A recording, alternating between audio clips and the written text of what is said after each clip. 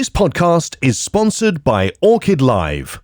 Orchid Live is a specialist occupational health software used by a number of SOM members to run every aspect of their occupational health operations. They hold healthcare records for over 1 million UK workers and work with both in-house OH teams and OH providers. You can find out more at orchidlive.com.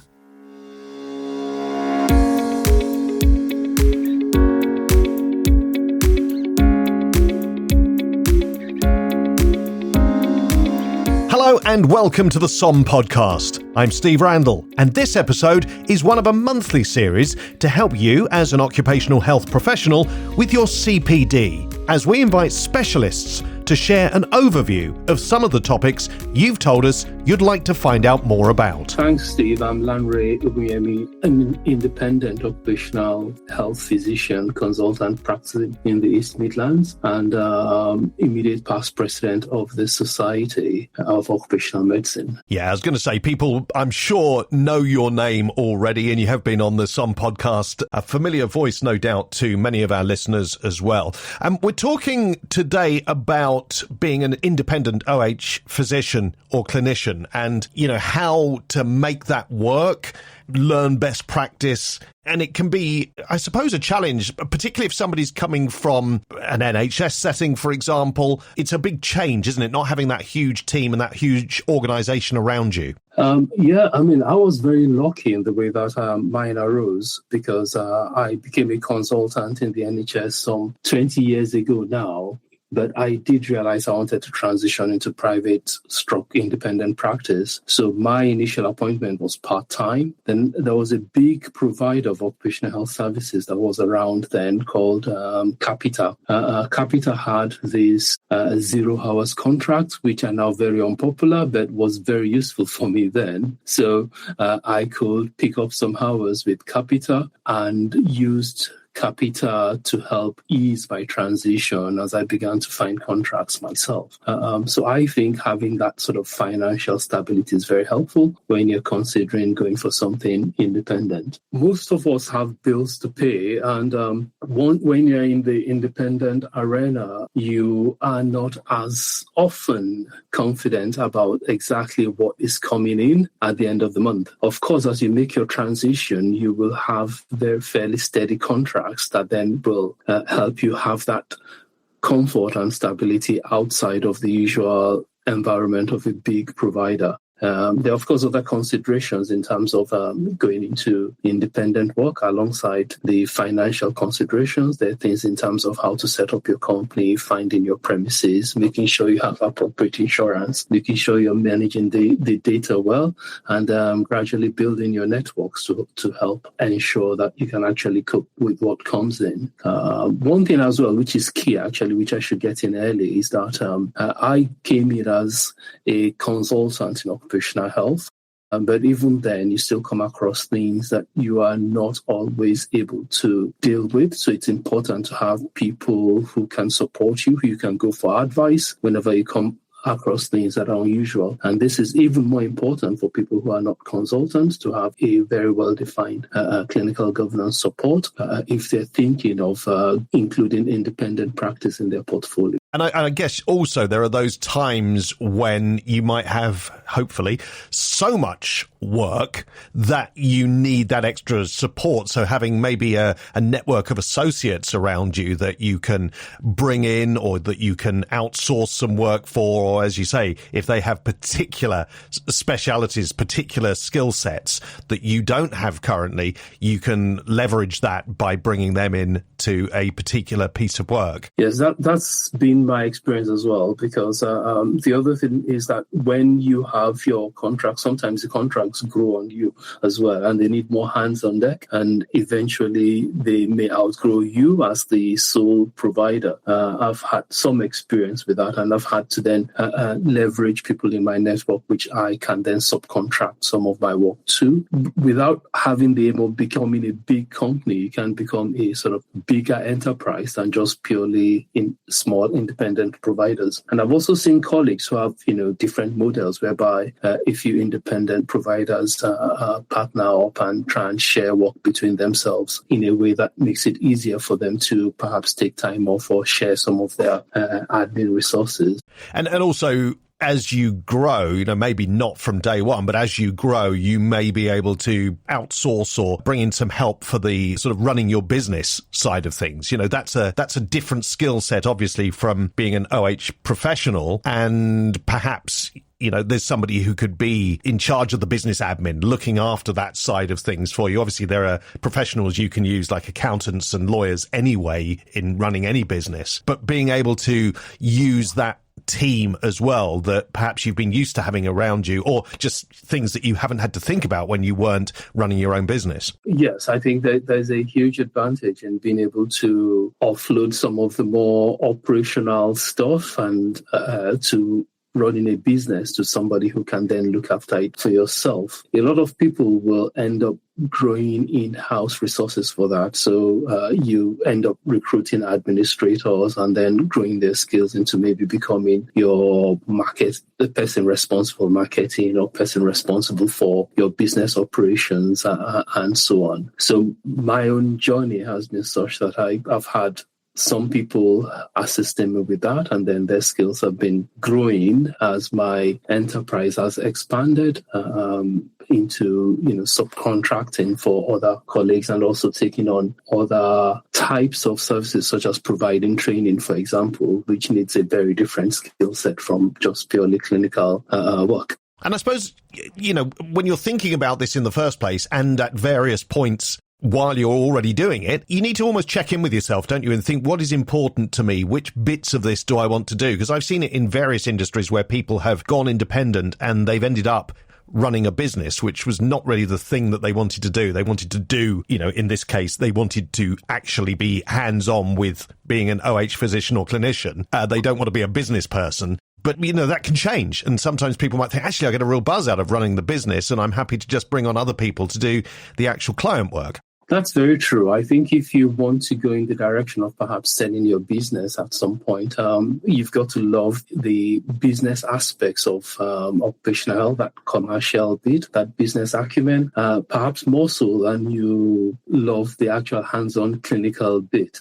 And if you get really engaged with that, then you might end up growing your business at scale, which for some people, it's really what they enjoy. If you enjoy the clinician bit a lot more, which some people struggle with divorcing themselves from being a doctor first, then you're more likely to perhaps keep your hand in the clinical bit and think less about expanding your business. But whichever way one thinks about it, I think being independent gives you an unusual amount of flexibility and autonomy, which practicing in occupational health is something really that I find really attractive. And I think for a lot of people, it's also the attraction to occupational health, knowing that they have that option. You don't have to be in the big old NHS. You have other options beyond NHS or big employers. And you can build a portfolio that really suits your own character and temperament. So let's talk a little bit about the marketplace that's out there and the potential for being independent in this space. What sort of opportunities are there for true independence? I mean, there are the bigger companies that might be able to get into some of the bigger contracts, but if you're literally one OH professional on your own at this stage, what opportunities are out there in the market? There's some opportunities that are always there. Perhaps the way I started was being part of a network of outsourced occupational health for the bigger providers. When I was practicing in the Midlands, I think very few of the big providers had like a center in Nottingham. So I could help them with some of the cases. But I also started picking up contracts with, say, local schools, local firms, the fire authority and higher education institutions who perhaps want an occupational health service for themselves. Being a physician as well, some of the contracts I got or in-house services that actually wanted just the physician input into their services. But separate from that, you have the other type of really ad hoc consultations or ad hoc requirements, such as people who perhaps want periodic type medicals, oil and gas UK medicals, health surveillance related medicals, and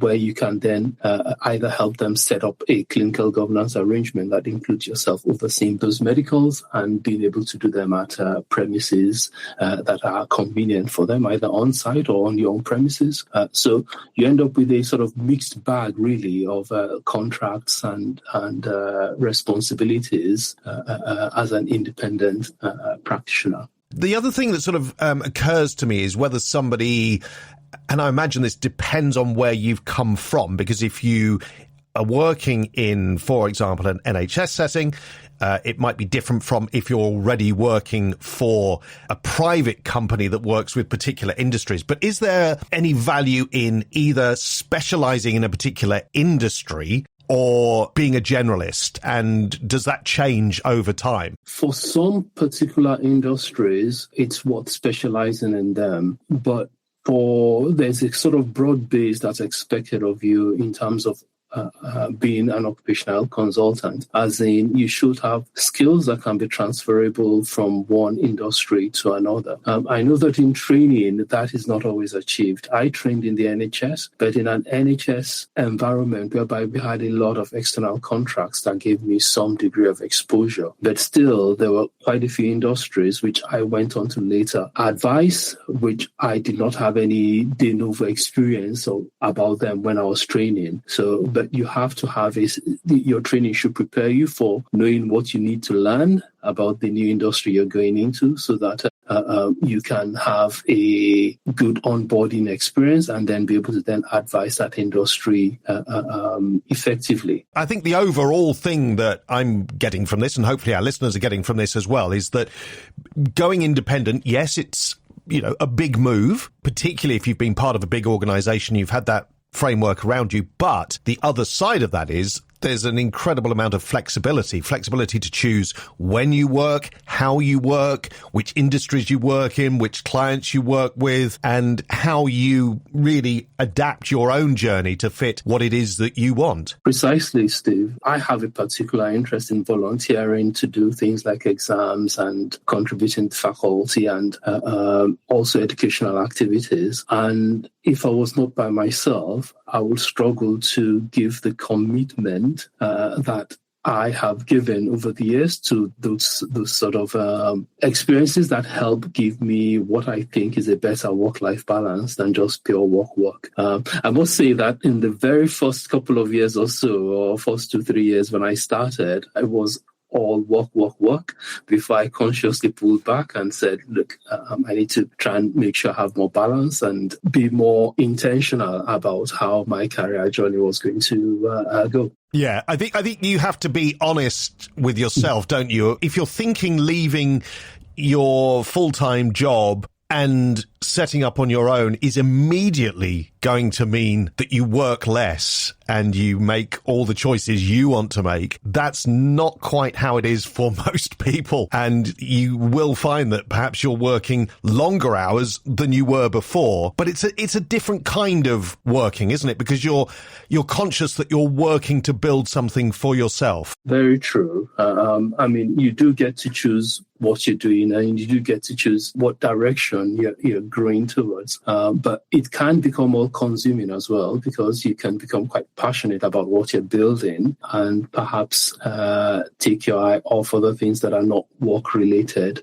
So as you mentioned earlier, it's important to have that sort of self-awareness, to check in with yourself every now and then about how things are going, and to recalibrate if you need to. But I do think that being independent gives you the flexibility to consciously do that recalibration without having to seek organizational permission. So if somebody's thinking about this and it is just it's something I want to do maybe a year or two down the line, I'm sure if they're about to leap into this, they've already done their research. But where's a good place for people to find out more about what it would be like to be an independent OH professional? What I often advise people is to have a lot of conversations with people who are already doing this. And we are quite a few out there, so that you have a really good idea of what to expect. And everyone's experience is going to be different. I have, through the years, had loads and loads of conversations with people wanting to make that journey. And I've also steered them to have conversations with others as well, because my journey is kind of, unique to me, but there are other people who've approached it in a different way. But we're plenty out there in terms of people who have gone the independent route with occupational medicine. And I have not met anyone who's ever regretted it. Oh, well, that's good to hear, and that's a good place to leave the conversation for people to go off and find out more for themselves. Where can people find out more about you, Lanre? I'm on LinkedIn. My company is ophs.co.uk, so there's a piece about me on my company as well. Thanks very much for being on the SOM Podcast. Thanks, Steve.